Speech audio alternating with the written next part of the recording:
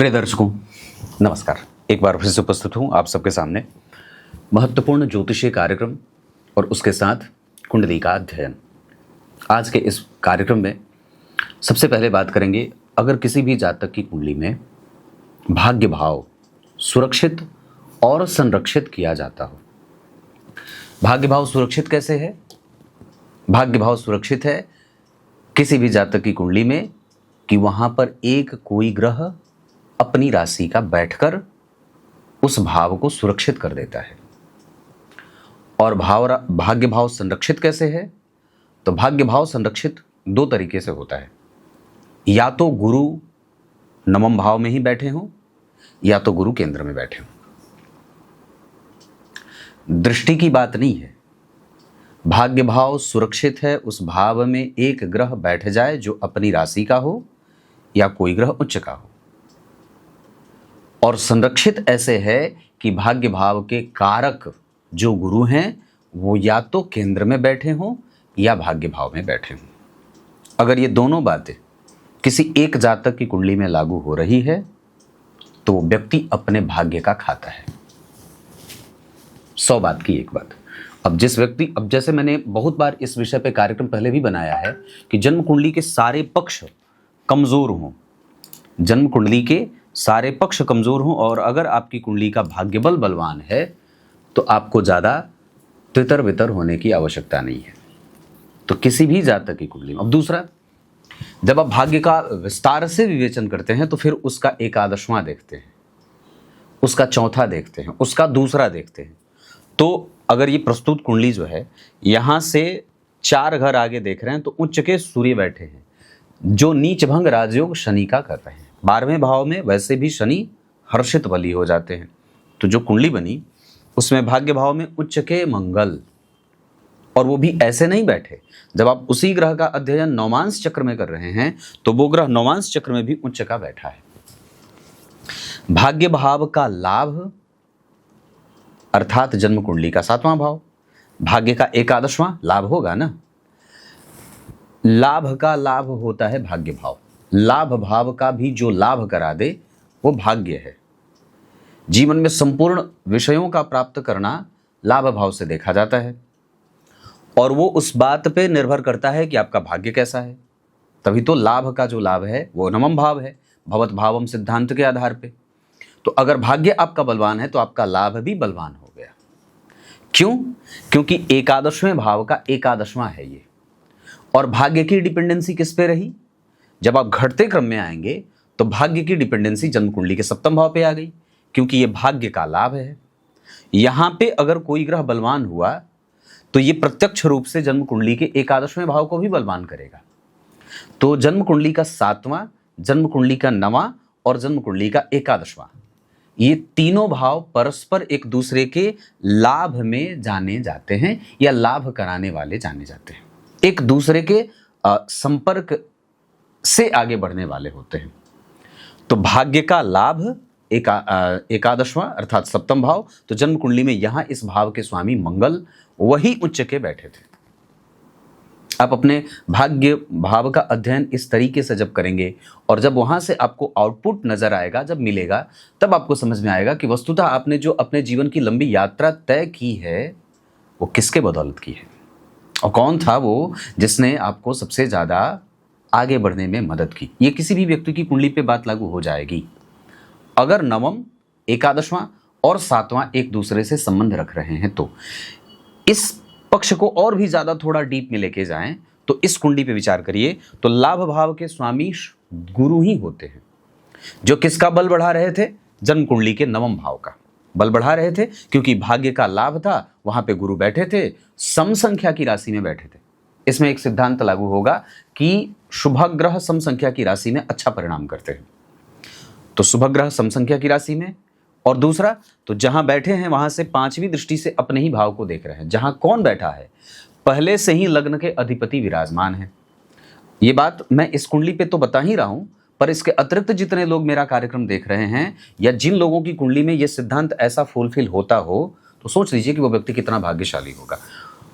ऐसा मैंने एक बात बताई थी कि किसी भी अवस्था में अगर नवम भाव से या नवम के कारक अर्थात गुरु से ध्यान रखिएगा, किसी भी स्थिति में नवम भाव से या नवम भाव के कारक से शुक्र का संबंध हो जाए तो गुरु भाग्य के कारक होते हैं, और शुक्र का संबंध हो रहा है क्योंकि लग्नेश होते हैं वृष लग्न की कुंडली के लिए शुक्र, वो गुरु की ही राशि में उच्च के होते हैं और गुरु से ही दृष्ट हैं।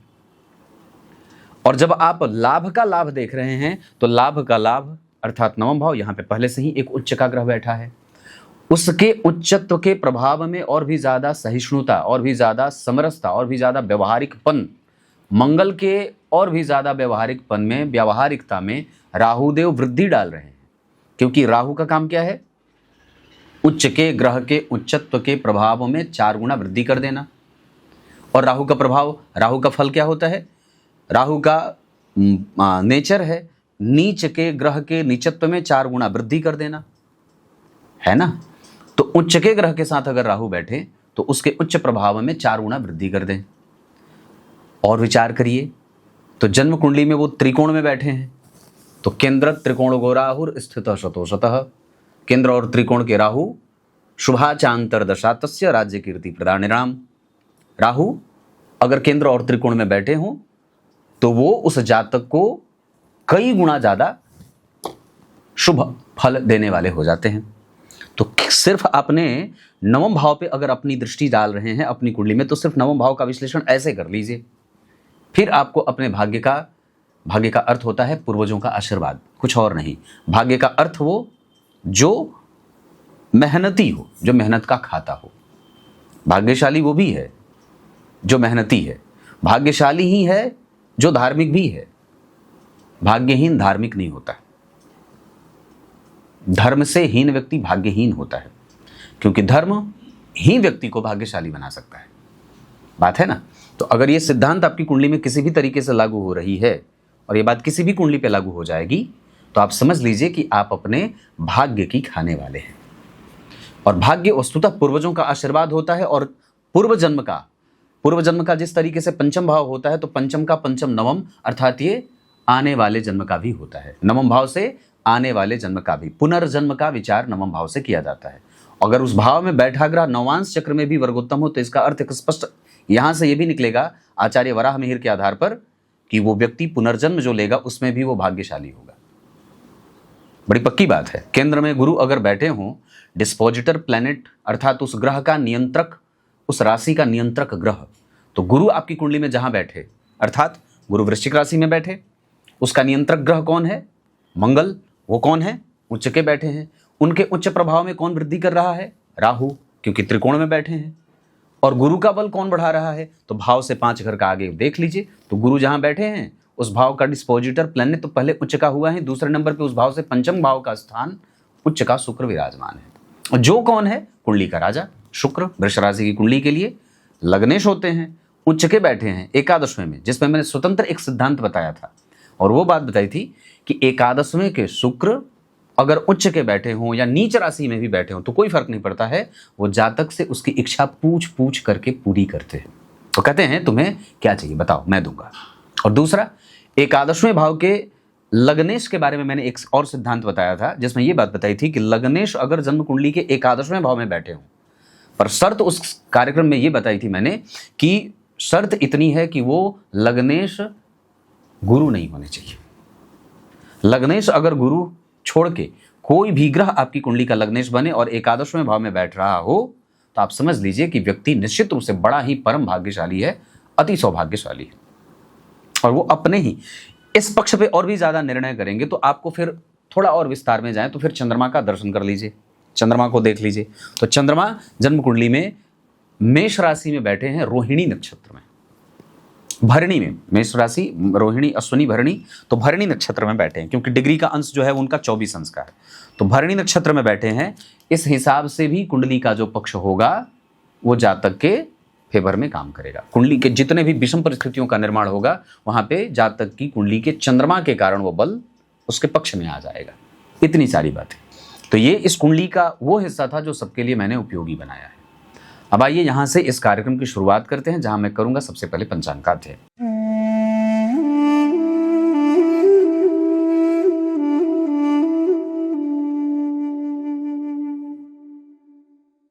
अब यहाँ से पंचांग की बात करते हैं। तो सबसे पहले विचार करें, जन्म हुआ वैशाख माह में। जो जातक वैशाख माह में जन्मा होता है उसके पैसे अटकते हैं या वो गलत व्यक्ति पे कई बार भरोसा करता है और इस वजह से उसके जीवन में कभी कभी दूसरों के कारण माइनस पॉइंट बनता है। ये पहली बात है। दूसरा, वैशाख माह उत्तरायण सूर्य होते हैं, इस वजह से उत्तरायण सूर्य ग्रहों को भी बलवान बना देते हैं। तो किस ग्रह को बलवान बनाएंगे? सूर्य अपने आप को बलवान बनाएंगे। उत्तरायण में रोशनी उनकी तिखी होती है। उसके बाद चंद्रमा को, उसके बाद जितने शुभ ग्रह हैं गुरु शुक्र बुध, ये सारे ग्रह उत्तरायण होने के कारण बली हो जाते हैं, स्वतः बली हो जाते हैं। शुक्ल पक्ष में जन्म हुआ है द्वितीया तिथि को और ग्रीष्म ऋतु में जो जातक जन्मा होता है वो अपने क्रोध का संयमन करना जानता है। वो बहुत पराकाष्ठा तक अपने क्रोध को नियंत्रित करता है। हालांकि थोड़ा उग्र स्वभाव का होता है क्योंकि भरणी नक्षत्र का प्रभाव जातक को थोड़ा उग्र बनाता है। मेष राशि के जातकों पे थोड़ा प्रभाव उग्रता का रहता है। तो ये दोनों का साम्य होगा, मतलब वो आवश्यकता है तो वो उग्र भी है, वैसे वो काफी समझदार है। शुक्ल पक्ष के चंद्रमा और जन्म हुआ जातक का सुबह 8 बजे। तो शुक्ल पक्ष के, हालांकि रात्रि का जन्म अच्छा होता है पर यहाँ पे दिन अभी चढ़ा नहीं है, सूर्योदय के घंटे 1.5 घंटे 2 घंटे का समय है ना। तो इस हिसाब से जो बात बनेगी, अब उस दिन जो स्थिति बनी उसके आधार पर सुबह 8 बजे का समय कोई खराब नहीं है क्योंकि बहुत ज़्यादा प्रचंड गर्मी भी नहीं है। वक्त के हिसाब से समय अभी आरंभ ही हुआ है और केंद्र में राशि क्या बनी है? स्थिर राशि। तो स्थिरता स्वभाव में ही आ जाए। शुक्ल पक्ष के द्वितीया तिथि के चंद्रमा पापक होते हैं और ये पापक ग्रह के चंद्रमा व्यक्ति को अपना स्वतंत्र कारोबार करने वाला बना देते हैं। अगर वो स्वतंत्र कारोबार कर भी रहा है फिर भी सरकार से संबंधित है, और अगर वो सरकार से संबंधित है तो किसी भी तरीके से उसके नियंत्रण में नहीं है, नियंत्रण से बाहर है। मतलब उसके कार्य पे किसी भी व्यक्ति का कोई प्रभाव नहीं है। हाँ, वो किसी पे विश्वास कर सकता है और अपनी चाबी अपने पास रखने वाला होता है। शुक्ल पक्ष के जो लोग होते हैं वो देखने में बड़े सुंदर घुंघराले केश वाले होते हैं, है ना, और बहुत ज़्यादा ऊंचे नहीं होते, मध्यम ऊंचाई वाले होते हैं, व्यवस्थाओं में विश्वास करने वाले होते हैं और भी ज़्यादा तो इनका हृदय पटल साफ होता है, गुरुजनों का बड़ा आदर करते हैं, ये बड़ा स्पष्ट होता है।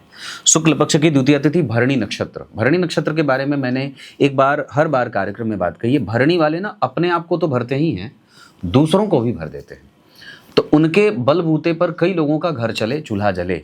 और एक बात मैंने शुक्र में कहना था जो मैं भूल गया, बीच में विषयांतर हो गया था कि शुक्र अगर उच्च के हों, एकादशवें भाव में हो तो उसके पैसे से कई घर का चूल्हा जलता है, या वो महाजन को महाजन देने वाला होता है। जैसे पूर्व काल में होते थे महाजन, जिनसे पैसे लिए जाते थे, तो शास्त्र में यही बात लिखी है, मध्यकाल के ज्योतिषियों ने लिखा महाजन को भी महाजन देने वाला होता है। कब होता है? जब एकादशवें भाव में शुक्र बलवान हो या फिर जब वो भरणी नक्षत्र का जन्म हो। तो जातक का जन्म भरणी नक्षत्र में हुआ है, चौथे चरण में। भरणी नक्षत्र वैसे वही चंद्रमा का नक्षत्र है ना, चंद्रमा का नक्षत्र है। पर यहाँ पे व्यक्ति को देवी मैया की पूजा करनी चाहिए। ओम यमाय नमः इस मंत्र का जप करना चाहिए। असगंध के पौधे की जड़ और नवग्रह कवच, ये दोनों अपने गले में धारण रखना चाहिए। ब्राह्मणों की सेवा, गायों की सेवा, जरूरतमंद की सेवा, यज्ञ दान जितना ज़्यादा हो। अगर कभी भी जीवन में कोई बीमारी हो तो भरणी वाले लोग इस आधार पर ही अपने आधे स्वास्थ्य को ठीक कर लेते हैं दवाई के, वो अपना यज्ञ दान पूजा पाठ चालू कर दें। मतलब जैसे नक्षत्रों का ना विशेष प्रभाव होता है। कुछ नक्षत्र ऐसे हैं जो दवाइयों पे टिक जाते हैं, कुछ नक्षत्र ऐसे होते हैं जो दान पे टिकते हैं। तो भरणी नक्षत्र ऐसा है जो दान पुण्य पूजा पाठ पे टिक जाता है। मतलब अगर आपको स्वास्थ्य में अपने स्वास्थ्य का लाभ लेना है, स्वस्थ करना है खुद को, तो दवाई से पहले आप पूजा पाठ शुरू कर दीजिए, यज्ञ दान शुरू कर दीजिए, मंत्र जप शुरू कर दीजिए, जरूरतमंद की सेवा शुरू कर दीजिए। ये जितना जल्दी होगा उतना ही जल्दी व्यक्ति रिकवर करता है। तो कभी भविष्य में बीमार पड़े तो इसको पहले गोदान हो जाए, वस्त्रदान हो जाए, काला तिल हो जाए, छाछ हो जाए, लस्सी हो जाए, मीठा जल हो जाए, कंबल हो जाए, है ना, पंखा हाथ वाला, मीठा जल, ये सब मैंने कहा। ये सब तिल, स्वर्ण आभूषण, रक्त, जो लाल रंग के कपड़े होते हैं, ये सब दान कर सकते हैं। देवी मैया को इलायची की माला, लौंग की माला, है ना, दौना जैसा पौधा, ये सब उन्हें पसंद है, तो इस तरीके से हम कर सकते हैं।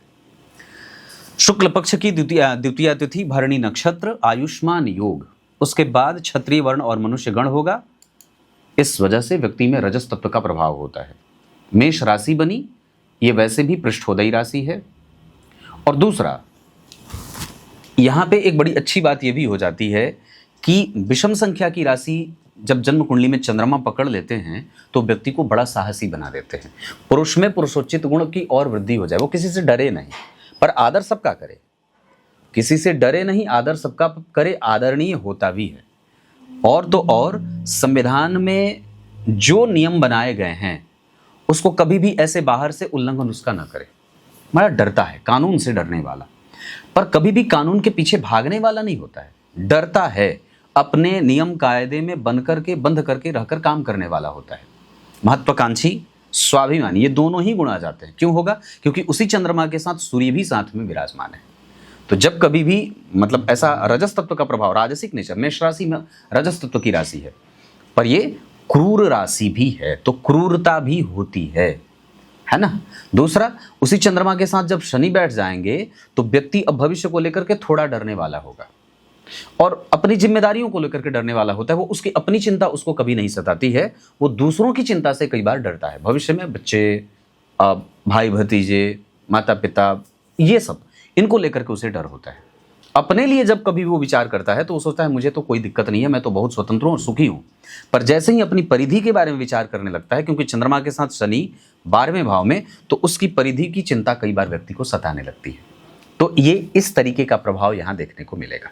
स्वाभिमानी, महत्वाकांक्षी मैंने बताया, बड़ों का आदर करना, गुरुजनों का सम्मान करना, धर्म का पूर्णतया आश्रय लेकर चलना, कभी भी किसी के साथ पाप ना करना, क्रूर कृत्य ना करना। क्रूर होता जरूर है पर गलत पे, गलत को गलत और सही को सही कहने की हिम्मत और हैसियत रखता है। धर्म में रुचि रखने वाला, परोपकारी और सैद्धांतिक लक्षणों से युक्त, ये सब मेष राशि राक्षस गण के होने के बावजूद भी ये सारी चीजें देखने को मिल जाएंगी। नेत्र ज्योति कभी कभी व्यक्ति की परेशान हो सकती है। व्ययातिरेक के कारण व्यक्ति माइनस में जा सकता है, ये भी होगा। तो ये पंचांग की बात हो गई। वार जो था वो इस कुंडली में मैं बताना भूल गया, वारेस के बारे में चर्चा आवश्यक होगी।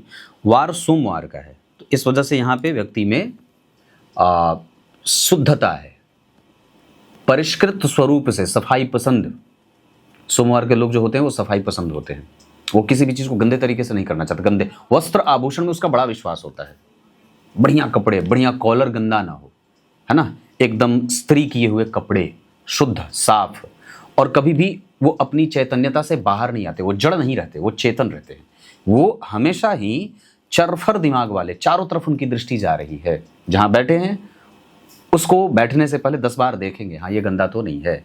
तो ऐसा जो स्वभाव होता है, ये सारी बातें सोमवार में देखने को मिल जाती हैं। अब यहाँ से बढ़ेंगे आगे और ग्रह के डिग्री से आपका परिचय कराएंगे। ग्रहों का अंश इस वजह से आवश्यक है समझना, क्योंकि वो ग्रहों की डिग्री ही उसे आगे बढ़ाने में मदद करती है। ग्रह का डिग्री कैसे ग्रह को आगे बढ़ाएगी? ग्रह अगर डिग्री में कमजोर है तो सिर्फ वो वहीं बैठा है जहां बैठा है, बाकी वो देख नहीं रहा। लेकिन अगर ग्रह के पास डिग्री अच्छी है तो वो वहां भी देखेगा और वहां भी फल करेगा, वहां से भी फल को चोरी करने वाला होता है, फल को देने वाला होता है, फल का वर्धन करने वाला होता है। फल की चोरी कब? जब वो डिग्री में कमजोर है। फल का वर्धन कब? जब वो अवस्था में बहुत अच्छा बैठा है।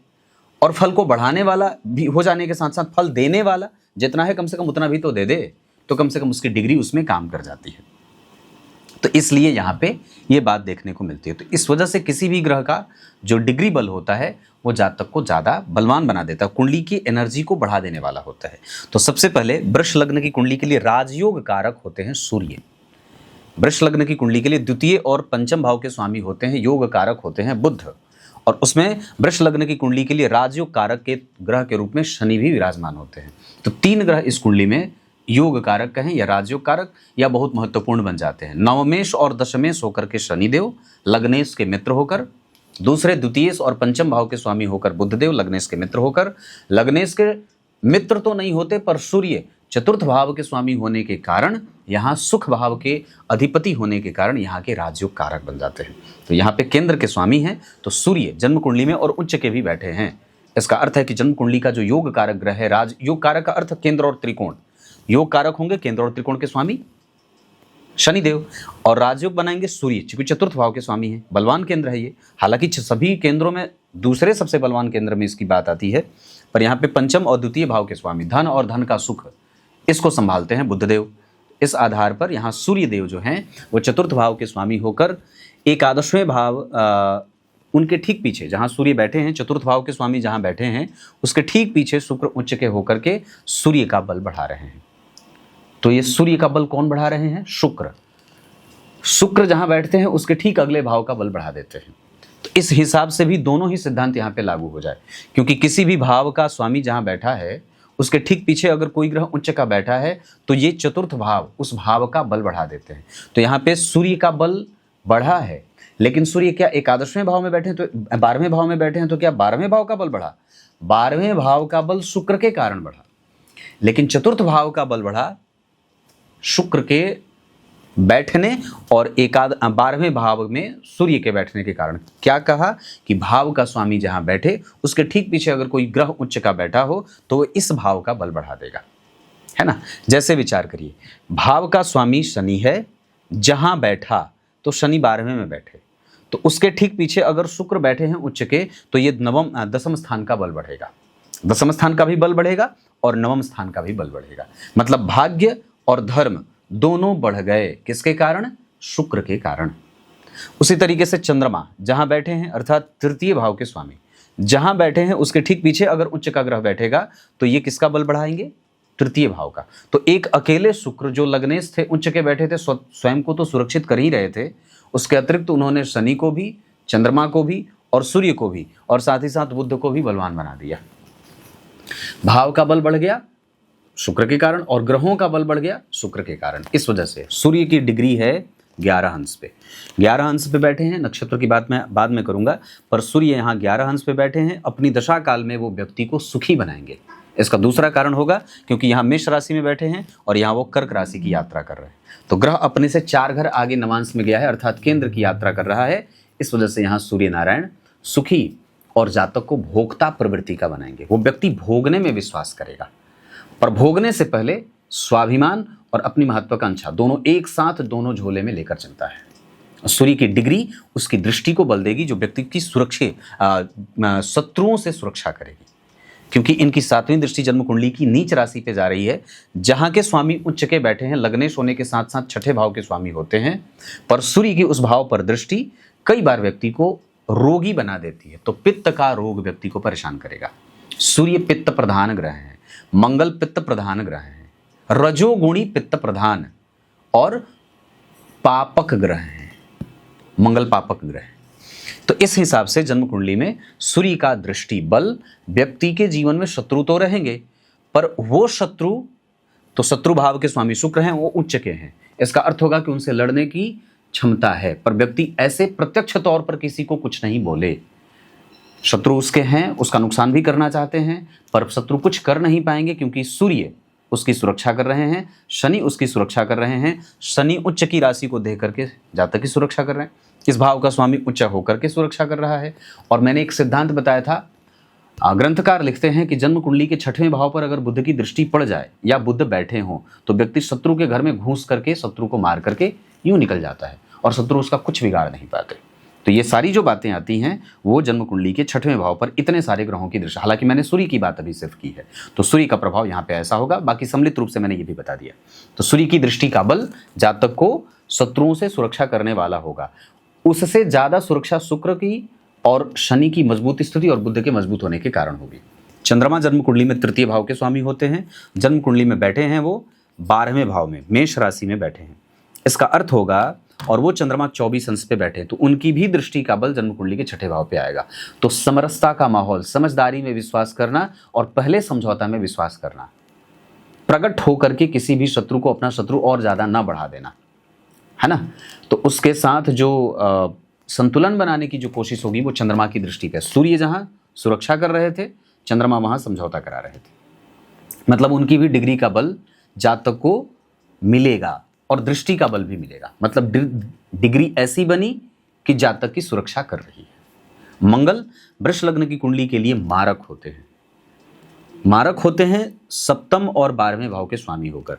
उनके साथ राहु बैठे हैं, पर विचार करिए कि वो किसी भी तरीके से मंगल उच्च के राहु के प्रभाव में और उसके बाद क्या बना कि राहु के संपर्क में है, पर 7म भाव में नहीं बैठे हैं।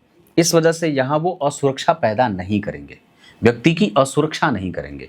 नवांश कुंडली में वो भले मारक बना, क्या मारक बन भी रहा है तो मारक वो कब बनता, जब जन्म कुंडली के अष्टम भाव में या सप्तम भाव में बैठ जाते, ऐसा नहीं है। तो यहाँ पे मारक ग्रह की भूमिका में आएंगे देवगुरु बृहस्पति। क्यों आएंगे? क्योंकि केतु से दृष्ट हैं, सप्तम भाव में बैठे हैं, तो सप्तमम मारक स्थानम तस्मातु प्रबलम धनम।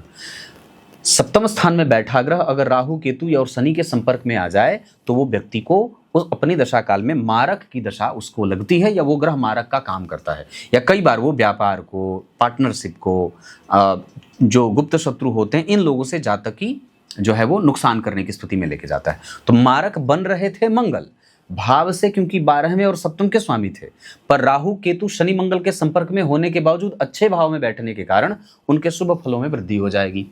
वर्गोत्तम होने के कारण उनका बल और भी ज्यादा बढ़ जाएगा। इस वजह से यहाँ पे मंगल मारक नहीं होंगे, मारक होंगे गुरु केतु।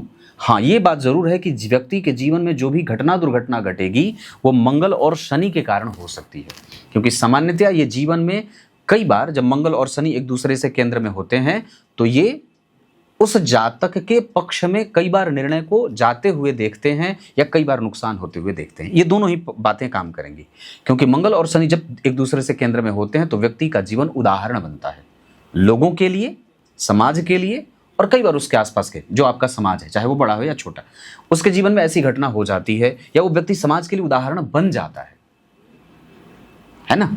तो ये आपकी कुंडली में ये बात हो गई। उसके बाद मंगल की बात करेंगे तो मंगल 2 अंश के हैं। अब बड़ा गहरा है ये विषय, पर बहुत अच्छी बात है कि मंगल यहाँ अंश बल में कमजोर है। मतलब जन्म कुंडली के सप्तमेश नवम में बैठे भाग्यशाली बना रहे थे, और मैंने उनके बारे में पूरी चर्चा कर रखी है, लेकिन डिग्री का बल उनके दृष्टि के बल को कमजोर करेगा। मतलब यहाँ मंगल की दृष्टि शनि, सूर्य, चंद्रमा और बुध आदि पे जाएगी जरूर, पर वो फल नहीं करेगी ना के बराबर, या देख करके भी वो नहीं देखेगी। इसका अर्थ होगा कि मंगल सिर्फ उसी भाव का फल करेंगे जहां वो बैठे हैं। मतलब मंगल की दृष्टि यहाँ कहीं भी किसी भाव पे नहीं पड़ रही है, क्योंकि ग्रह की दृष्टि का बल 6 अंशों से ऊपर का आता है। क्लियर है? तो यहाँ पे मंगल का बल जन्म कुंडली में इस तरीके का प्रभाव दिखा रहा है। जब आप बुध की बात करें तो बुध जन्म कुंडली में बैठे हैं 1 अंश पे। अब इस कुंडली के धन भाव के स्वामी और पंचम भाव के स्वामी बुध थे, जिनकी दृष्टि के बारे में मैंने बात कही थी कि वो बुध दृष्टि के बल से जातक की सुरक्षा करेगा और उसे आक्रामक बनाएगा। पर यहाँ पे बुध की दृष्टि कम होगी। मैंने समेकित रूप से एक बात कही थी कि बुध सप्तम भाव को या कहीं पे भी छठे भाव को अगर देखते हो तो व्यक्ति की सुरक्षा को बढ़ा देते हैं या वो शत्रु को मारने की शक्ति दे देते हैं, पर बुध का बल यहाँ कमजोर होगा। इस वजह से उनकी दशा काल में व्यक्ति के आक्रामक रवैये को कमजोर करेंगे, या उस समय शत्रु पर किसी भी तरीके से वार करना जातक के लिए अच्छा काम नहीं होगा, है ना। मंगल और बुध दोनों में से दोनों के डिग्री के बल कमजोर होने के कारण इनकी दृष्टि का बल भी कमजोर हो गया। देवगुरु बृहस्पति जन्म कुंडली में 11 अंश पे बैठे हैं, वक्री हैं, और मैं समझता हूं कि यहाँ ये बहुत ज़्यादा बेहतर परिणाम करेंगे, क्योंकि वक्री हैं, 11 अंश पे हैं, तो काफ़ी हद तक ये व्यक्ति के व्यापार की सुरक्षा भी करेंगे अपनी दशा काल में। डिग्री का बल इनके दृष्टि का बल का भी बढ़ाना करेगा। इस वजह से यश, मान, पद, प्रतिष्ठा, संतान, दाम्पत्य, धर्म, आध्यात्म, स्वाभिमान, अनुभव, एक्सपीरियंस, और साथ ही साथ व्यक्तित्व को ऊंचा और गहरा बनाना।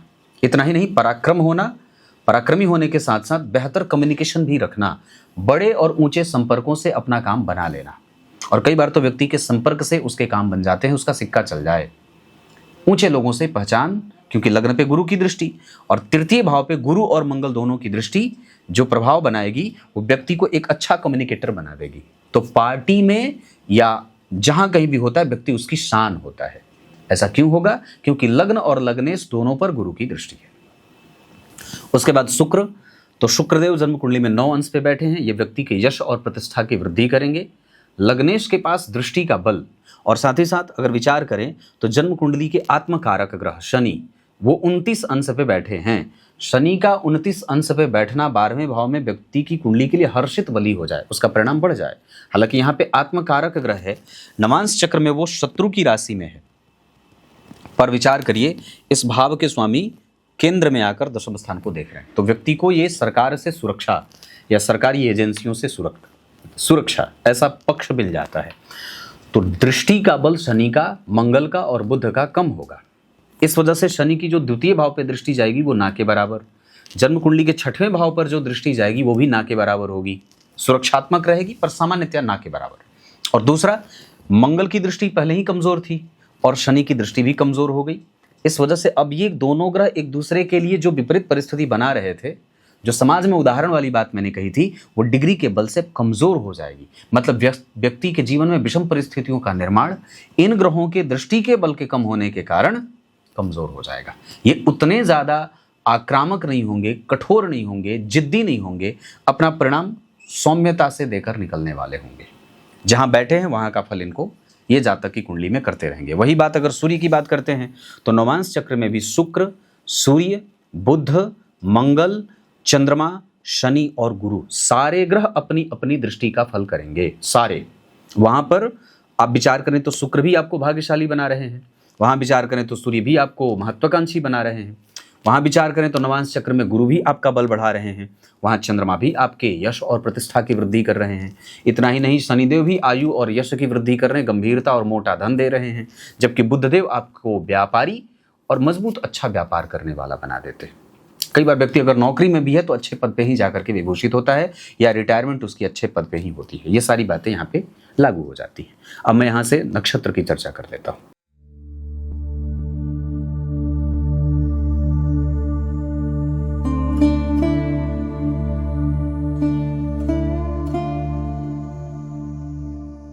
सबसे पहले बात करेंगे सूर्य अश्विनी नक्षत्र में बैठ करके व्यक्ति को एक्सपीरियंस देते हैं, क्योंकि अश्विनी नक्षत्र के स्वामी वैसे केतु होते हैं तो व्यक्ति को अनुभवों का समंदर कह दिया जाए। बहुत सारे विषयों का ज्ञान उसे रहता है, या जिस क्षेत्र में वो काम कर रहा है उस क्षेत्र का विशेष ज्ञान उसे उस विषय का अनुभवी बना देता है। चंद्रमा जन्म कुंडली में भरणी नक्षत्र में बैठ करके व्यक्ति को भी भरने का काम करते हैं, समृद्धशाली बनाने का काम करते हैं, और उससे जुड़ा प्रत्येक व्यक्ति भाग्यशाली होता जाता है। मतलब कहते हैं ना, पारस छू लो पत्थर तो सोना बन जाए, है ना। पारस पत्थर ऐसा है जिसको छुआ दे सोना तो वो पत्थर भी सोना हो जाता है ना। कहते हैं ना, पारस छू लिया तो मणि हो जाए, सोना हो जाए। भगवान जाने, मैंने कभी देखा नहीं है, पर कहते हैं संपर्क में आकर के वो अपना भाग्य बढ़ा ले। तो भरणी वाले के संपर्क में कोई दूसरा आ जाए तो उसका भी भाग्य चमक जाता है, स्वर्ण की भांति कांतिमान हो जाता है। मंगल जन्म कुंडली में बैठे हैं उत्तराषाढ़ा में, और यहाँ पे जो बल होगा वो व्यक्ति को समृद्धशाली बनाएगा, मजबूत निर्णय लेने वाला। और एक बात और भी है, लग्न जो बना है वो 21 अंश का बना है, जिसके पास संपूर्ण बल है, उदार लग्न है ना। और लग्न बना रोहिणी नक्षत्र के चौथे चरण का, तो रोहिणी नक्षत्र के स्वामी हो गए चंद्रमा, और उस नक्षत्र के चौथे चरण के स्वामी भी चंद्रमा ही होते हैं। तो इस वजह से चंद्रमा की जो दशा की बात होगी वो जातक के पक्ष में काम करेगी, क्योंकि नक्षत्र का स्वामी और नक्षत्र के चरण के स्वामी जब दोनों मित्र होते हैं तो ये जातक के पक्ष की बात हो जाती है। इस आधार पर यहाँ चंद्रमा रोहिणी नक्षत्र में बैठे हैं, रोहिणी नक्षत्र के चौथे चरण के स्वामी चंद्रमा ही होते हैं, इस वजह से इनका बल भी बढ़ेगा। और एक बात और भी है, मैंने बात कही थी भरणी की, भरणी के स्वामी शुक्र होते हैं, है ना। वहां पे तो व्यक्ति भाग्यशाली था ही, यहां पर इस वजह से भाग्यशाली। अब चंद्रमा की दशा और शुक्र की दशा, और किसी भी स्थिति में ये दोनों ग्रह की दशाएं जातक के पक्ष में काम करेंगी, क्योंकि रोहिणी का चंद्रमा बना, रोहिणी नक्षत्र जन्म का बना, वृष राशि लग्न में बनी है जो शुक्र की राशि है।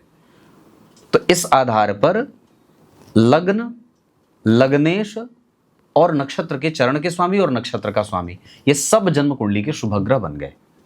इस वजह से यहाँ पर यह बात भी देखने को मिलेगी।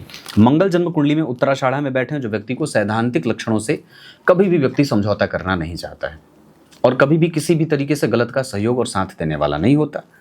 बुध जन्म कुंडली में बैठे हैं अश्विनी नक्षत्र में, यहाँ भी जातक के पास स्वरूप अच्छा और तर्क बल अच्छा, तकनीक की जानकारी अच्छी, साझेदारी अच्छी, और समाज के प्रति जो अपना बल होता है, जो अपनी जिम्मेदारी होती है, वो संपूर्णतया व्यक्ति निभाने में विश्वास रखता है। देवगुरु जो बैठे हैं वो अनुराधा नक्षत्र में बैठे हैं, अनुराधा नक्षत्र में बैठे ग्रहों को दोष नहीं लगता है। वृश्चिक राशि में बैठे हैं, अनुराधा नक्षत्र वृश्चिक राशि के अंतर्गत आता है, और 11 अंश पे बैठे हैं, व्यक्ति को सैद्धांतिक बनाएंगे, धर्म शास्त्र पुराण आदि का आख्याता जानकार, और इतना ही नहीं बहुत सारे विषयों का जानकार यहाँ बना देंगे। तो गुरु का अनुराधा नक्षत्र में बैठना व्यक्ति को इंजीनियरिंग करा दे, मेष राशि के कारण भी ये प्रभाव देखने को मिलेगा। उच्च के मंगल के कारण भी होगा। तकनीक की जानकारी, सरकार से संपर्क में रहकर काम करने वाला, सरकारी टेंडर लेने वाला, सरकारी पहचान के बल पर धन कमाने वाला, ये सारी बातें आएंगी। वन विभाग में काम कर दे, भूगर्भ विभाग में काम कर दे, खनन में काम कर दे, ट्रांसपोर्ट में काम कर दे, केमिकल में काम कर दे, धातु में काम कर ले, ऐसा, या अपने पहचान के बल पे धन कमाने वाला होता है, बड़ा अधिकारी बन जाए, तो इस मामले में ये कुंडली कई तरीके से आगे हो जाएगी। देवगुरु बृहस्पति, उसके बाद शुक्रदेव जन्म कुंडली में उत्तरा भाद्रपद में बैठे हैं, शनि उनके जस्ट निकट बैठे हुए हैं, तो शुक्र का प्रभाव व्यक्ति के जीवन में समस्त इच्छाओं की पूर्ति करने वाला और न्याय के साथ अन्याय नहीं करना। और शनिदेव जन्म कुंडली में कृतिका नक्षत्र में बैठे हैं, विचार करके देखेंगे तो सूर्य वहीं बैठे हुए हैं, और इस वजह से यहाँ पर व्यक्ति को कभी कभी एक्स्ट्रा एफर्ट डालना पड़ता है ना। बिल्कुल ही जो नीचे है उसको खींच कर ऊपर उठाने में व्यक्ति को कई बार नीचे उतरना पड़ता है ना। तो इस वजह से ऐसे जो कभी कभी जीवन में घटना दुर्घटना के योग बनेंगे या घटनाएं होंगी जीवन में, इसी शनि के कारण होंगी।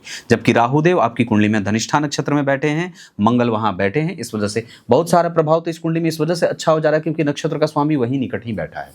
इस कारण से यहाँ पे एक सकारात्मक पक्ष उजागर होते दिख रहा है। तो ये आपकी कुंडली में ग्रह के नक्षत्र की बात हो गई।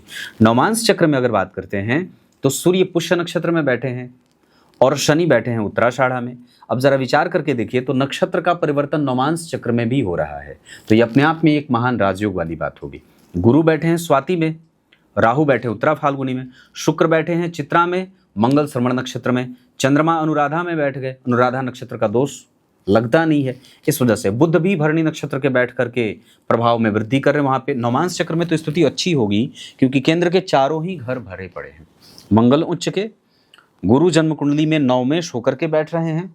जहां बैठे हैं गुरु, उसका स्वामी उनके ठीक पीछे बैठा है। जो शुक्र वहां उच्च के थे उनका नीच भंग हो रहा था, उच्च भंग हो रहा था, पर यहाँ पे शुक्र का वापस नीच भंग होगा क्योंकि शुक्र यहाँ नीच के बैठे हैं लेकिन बुध केंद्र में है। और दूसरा, लग्न में सूर्य धनेश होकर के बैठे हैं। यहाँ धन भाव के स्वामी 12 में बैठे थे, उनका बल बढ़ा रहे थे शुक्र। यहाँ पर धन भाव का स्वामी लग्न में, यहाँ लग्न के स्वामी 12 में बैठे थे और जन्म कुंडली में भाग्य भाव के स्वामी द्वितीय भाव में बैठे थे। गुरु तुला राशि में व्यापार का इशारा करते हैं, यहाँ गुरु तुला राशि में व्यापार का इशारा करते हैं। यहाँ पंचम भाव में चंद्रमा वृश्चिक राशि में बैठे थे जिनका नीच भंग मंगल कर रहे थे। शनि आगे बैठे थे लेकिन वक्री नहीं थे। चंद्रमा के ठीक पीछे गुरु बैठ करके चंद्रमा का बल बढ़ा रहे हैं। गुरु का प्रभाव जन्म कुंडली के अष्टम लग्न लग्नेश के ऊपर, या लग्न का प्रभाव जन्म कुंडली में अगर त्रिकोण में हो तो ये बहुत ही उत्तम पक्ष की बात होती है। जिस तरीके से यहाँ देखें तो केंद्र में शुक्र बैठे हैं दशमेश होकर के, और यहाँ चंद्रमा केतु के साथ बैठे हैं, अर्थात इस कुंडली के 12वें भाव के स्वामी पंचम में आ गए। तो कई बार दूर दूर तक का पहचान बन जाना या दूरस्थ होकर के भी काम कर जाना। यहाँ मंगल बैठे थे, कौन है? भाग्य भाव के स्वामी। नवम भाव के स्वामी यहाँ जन्म कुंडली में धन में बैठे और धन भाव के स्वामी भाग्य में बैठे। धन और भाग्य का परिवर्तन हुआ, आपस में संपर्क में आ गए। उसके बाद राहु एकादशवें भाव में बैठ करके व्यक्ति की आक्रामकता को बढ़ाते हैं, एग्रेशन को बढ़ाते हैं, या फिर पॉजिटिवनेस को भी बढ़ाते हैं।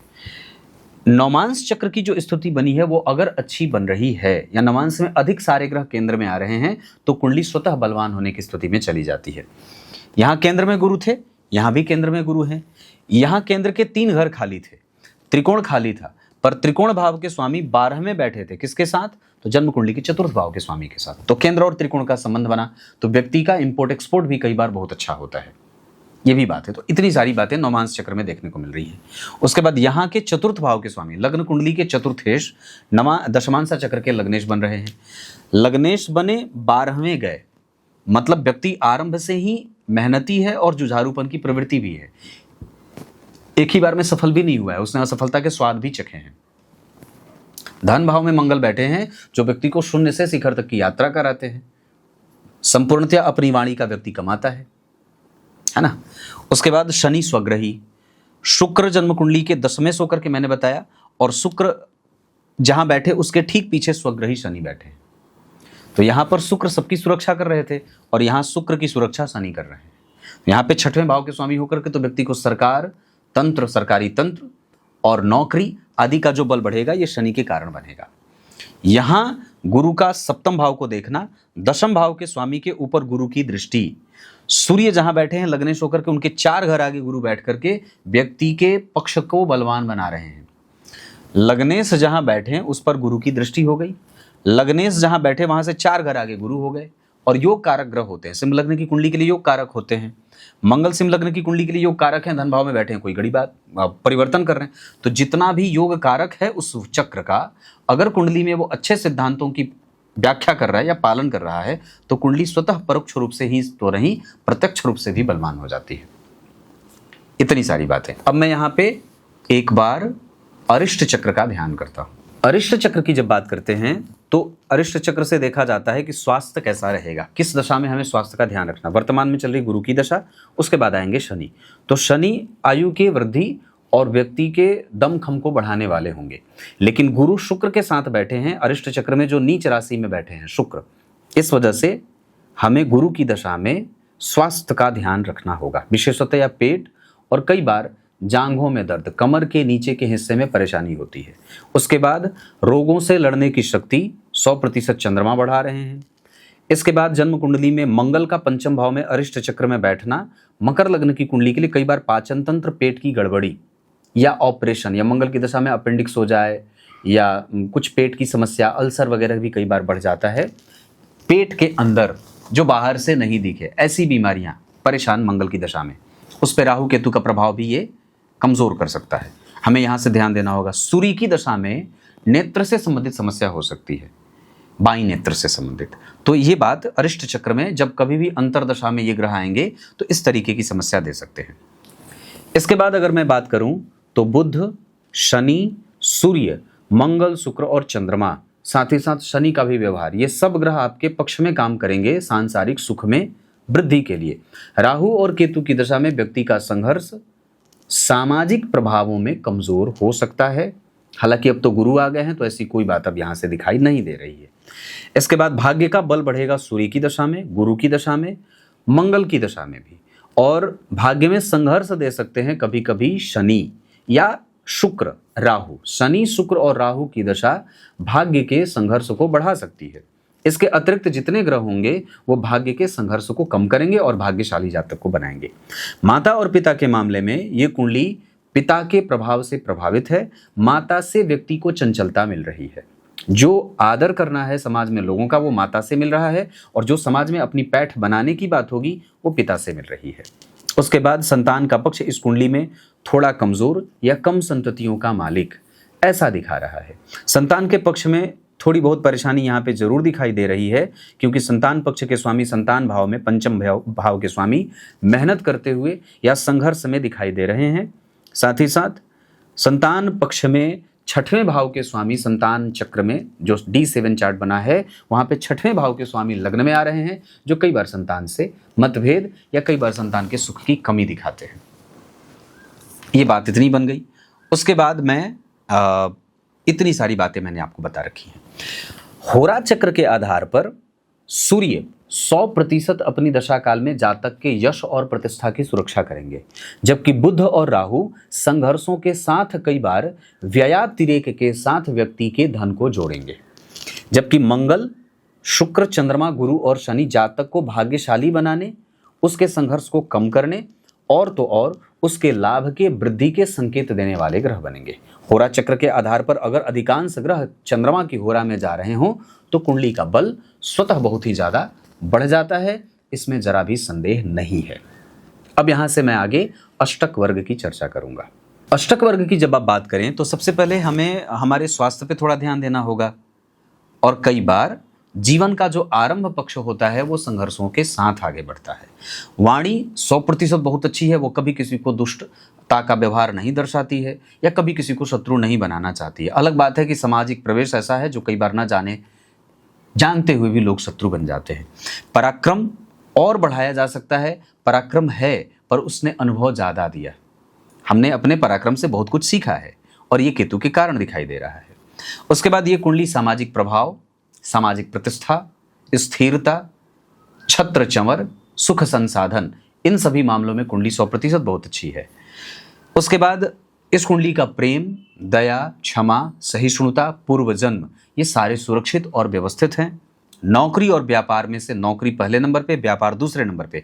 हालांकि दोनों का संतुलन बहुत अच्छा बना हुआ है। व्यक्ति अगर सरकारी नौकरी भी करेगा तो व्यापार की तरफ जरूर देखेगा, और अगर व्यापार कर रहा है तो सरकार से जुड़ करके कर रहा है। उसके बाद अगर यहां मैं बात करूं तो स्थिरता में कमजोरी है, कंसंट्रेशन गड़बड़ है, या कई बार मित्रों के कारण गलत प्रभाव में व्यक्ति जाता है, या मित्रों के कारण व्यक्ति के जीवन में गलत प्रभाव देखने को मिलता है। तो रोगों की अधिकता, रोगों से लड़ने की क्षमता, जीवन में छुपे हुए शत्रुओं से लड़ने का बल, ये सब कमजोर हो रहा है। हमें उसको बलवान बनाने के लिए देवी मैया की पूजा करनी चाहिए। उसके बाद सामाजिक प्रभाव बहुत अच्छा है, भाग्य का सुख बहुत अच्छा है, और ये कुंडली 200% ज्यादा सामाजिक है ना। इसमें कोई दो राय नहीं है कि व्यक्ति का जो आवरण है वो बहुत बड़ा है और काफी मजबूत है। प्राप्त करना इस कुंडली में देने से ज्यादा है, नहीं है। देना ज्यादा है, प्राप्त थोड़ा कम है। मतलब व्यक्ति समाज को दे ज्यादा रहा है, समाज से उसको कम मिलेगा। पर हाँ, उसकी आवश्यकता की पूर्ति सारी हो जाएगी, कभी भी उसका कोई काम रुकेगा नहीं। इच्छाएं सारी पूर्ति कराएंगे शुक्रदेव। 12वें भाव में जो ग्रहों का घुरमुट लगा हुआ है उसमें कोई भी ग्रह कमजोर नहीं हुआ है। कई बार होता है कि 12वें घर में सूर्य चले गए, बुध चले गए, शनि आदि चले गए तो कुंडली कमजोर हो गई, जबकि ऐसा नहीं है, क्योंकि शनि वहां हर्षित बली हैं, अपने भाव से 4 घर आगे बैठे हैं, अपने भाव को देख रहे हैं, मंगल का प्रभाव भी है, डिग्री में कोई खराबी है नहीं, दृश्य क्षेत्र है वो कुंडली का, तो इस वजह से वहां पे एक अच्छी एनर्जी दिखाई दे रही है। और तो और सूर्य और बुध दृश्य क्षेत्र में कभी कमजोर होते नहीं है। हाँ, चंद्रमा है, इस वजह से व्यक्ति कभी कभी छोटी मोटी चीजों से डरने लगता है, अपने लोगों को देख करके डरता है, बाहर के लोगों से उसे डर नहीं लगता। तो ये बात कुंडली का इतना सारा मैंने अष्टक वर्ग से बताया है। अब कुंडली की बेसिक चीजों से आपका परिचय करा देता हूं। बेसिक बातें हैं, जैसे हमें दान करना हो तो हम कब करें? भरणी नक्षत्र में दान करें, अमावस्या को दान करें, त्रिपिंडी श्राद्ध आदि आवश्यक रूप से निश्चित रूप से प्रत्येक वर्ष कराएं, सूर्य को अर्घ्य दें और अपने कुल देवता की पूजा निश्चित रूप से करें। अमावस्या को आप वैसे भी कोई चीज दान करेंगे तो वो कुल देवता को, पितरों को जाता है। साथ ही साथ राशियां कन्या और मकर की अच्छी होंगी, शत्रुता ना करें सिंह, धनु और मीन वालों से। धन कमाने के लिए आपकी कुंडली जा सकती है पश्चिम दिशा की तरफ। भवन जिसमें आप निवास कर सकते हैं वो पूरब दिशा का घर हो या उत्तर का फ्रंट हो तो ज़्यादा बढ़िया रहेगा। उसके बाद इस कुंडली में दिन शुक्रवार का बहुत अच्छा रहेगा, बुधवार भी बहुत अच्छा है। जीवन भर अगर कोई व्रत करना हो तो चतुर्थी का व्रत किया जा सकता है। लाल चंदन की माला, सफ़ेद पुखराज ये धारण करने चाहिए। असगंध की जड़, नवग्रह कवच ये शरीर के आभूषण होंगे। उसके बाद सरकारी निवेश, बाहरी बॉन्ड में खरीद बिक्री, बाहरी विदेशी निवेश में खरीद बिक्री का योग इस कुंडली में लगा हुआ है। इतनी सारी बातें। पराक्रम से सुख, पराक्रम से यश की प्राप्ति। चंद्रमा से विभिन्न ग्रहों का जब संबंध देखते हैं, जो चंद्रमा के साथ सूर्य का बैठना, कभी कभी व्यक्ति अपनी युक्ति का इस्तेमाल नहीं करता है, वक्त पड़ने पर उसकी बुद्धि कई बार भ्रमित हो जाती है और निर्णय लेने में कई बार व्यक्ति को गड़बड़ी होती है। चंद्रमा के साथ बुध बैठते हैं तो, चंद्रमा के साथ शनि बैठे हैं लेकिन वहां विष दोष का विशेष प्रभाव देखने को मिलेगा। इस वजह से व्यक्ति को ऋण में जाना नुकसान कर सकता है। हालांकि फिर भी ये कुंडली कभी भी ऋण में नहीं मरेगी, पर सामान्यतः व्यक्ति के लिए एक ड्रॉबैक होगा कि उसके जीवन में माइनस भी बनेगा। हालांकि वापस वो सब शुक्र के कारण, गुरु के कारण, मंगल के कारण सब प्लस में बनेंगे, पर कई बार ये माइनस का काम भी हो सकता है। उसके बाद चंद्रमा के साथ शनि का बैठना व्यक्ति को सफोकेट करेगा, भविष्य को लेकर के डर पैदा करेगा। उसी चंद्रमा से 4 घर आगे केतु, माता को रुग्णता और ज्योतिष में रुचि, धर्मशास्त्र को समझना, तंत्र मंत्र जादू टोना में विश्वास करना और धार्मिक होना, ये सब बना देंगे। उसी चंद्रमा से 8 घर आगे गुरुदेव षडाष्टक योग लगाएंगे। जो व्यक्ति अपनी जेब नहीं देखता, मदद करने के लिए तैयार है, अपनी पहचान साबित करना है, अपनी पहचान के बल पर लोगों का काम बनाना है, इस तरीके का जो स्वभाव है, व्यवहार है, वो इसी चंद्रमा गुरु के कारण है। चंद्रमा से 10वें स्थान के मंगल व्यक्ति को सैद्धांतिक लक्षणों से युक्त बनाते हैं, साहसी बनाते हैं, निर्णय लेने की क्षमता रखने वाला, किसी को भी स्वीकार कर ले, किसी को भी स्वीकार कर ले और किसी को भी चुनौती दे दे। तो इस तरीके का जो साहसिक बल होता है वो चंद्रमा से मंगल के कारण मिलता है। चंद्रमा से 12वें घर के शुक्र दाम्पत्य की संपूर्ण सुरक्षा और कई बार विवाह के बाद व्यक्ति के मतभेदों की कई बार बढ़ोतरी के योग भी यहाँ पे देखने को मिलते हैं। चंद्रमा से 12वें भाव के शुक्र के कारण ये बात। तो इतनी सारी बातें मैंने विभिन्न ग्रहों से आपको बता दी है। अब इस कुंडली में मैं और भी चीजें आपको बता देता हूं। जैसे लग्नेश का 11वें भाव में बैठना धन योग था। द्वितीय भाव के स्वामी का 12वें भाव में जाना धन की नुकसान की स्थिति, लेकिन शुक्र के कारण वो बल बढ़ा रहे थे। तृतीय भाव के स्वामी का बल शुक्र बढ़ा रहे थे, मैंने पूर्व में भी बात कही थी। इस वजह से पराक्रम से धन आएगा, पराक्रम का सुख है। चतुर्थ भाव के स्वामी उच्च के बैठे हैं और चतुर्थ भाव से केंद्र में गुरु बैठे हैं। इस कारण से चतुर्थ से छठवें घर में मंगल राहु, तो धन मान पद प्रतिष्ठा, धनवान होना, सुखी होना, ये सब यहां पे बन रहा है। पंचम भाव के स्वामी 12वें में, तो शिक्षा में कभी कभी मतभेद या व्यवधान ये भी आता है।